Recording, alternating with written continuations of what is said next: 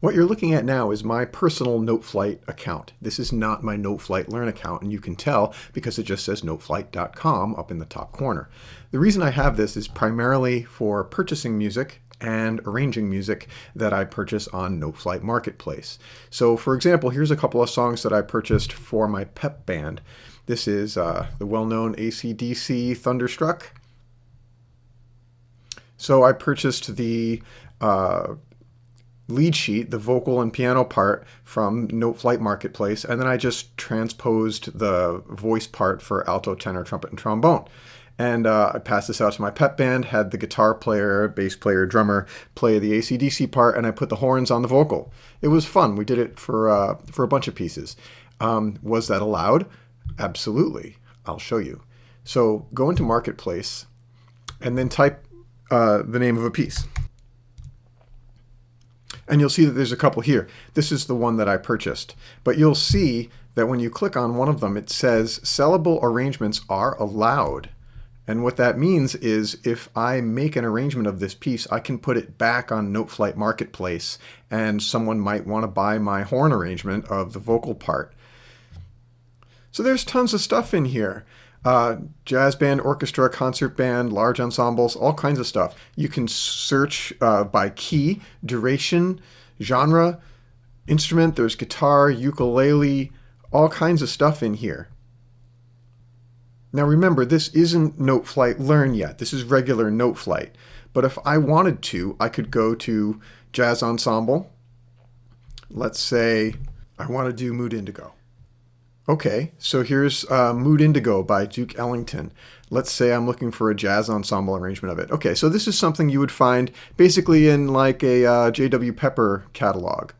So I am authorized to rearrange this if I want. I'm not allowed to sell it. But I can purchase this piece, and I'm authorized for up to 21 performers. So I can have my school write a purchase order, or I can have my band boosters purchase this. Just like this.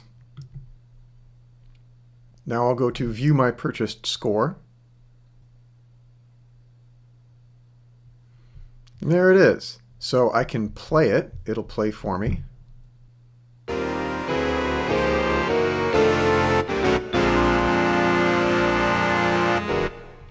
I can go ahead and print it, full score, full individual with individual parts. I can print it in PDF. And I can also edit this score. So I'll copy it to the editor. And let's say I have a flute player in my group. What I'll do is I'll go to Parts. I'm going to add a part. And I'm going to add a flute part.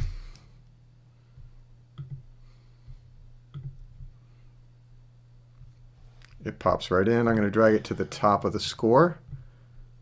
There's my flute part. And I'm going to have this flute part double the alto part all the way through. So copy, paste, auto multi-measure rests, that's fine. And then I'm going to bump that up to a usable flute register. Maybe some complaining about being up there, but there it is. Let's take a look at just that part. So I'm going to move it down. Great, so now I have a playable flute part that I can print. Individual parts, just like that. So it's a really easy way to purchase an arrangement and customize the arrangement. I'll close that up, go back to parts, and I'm going to show everything. So now I can go back to my scores, and you'll see that it's right in there.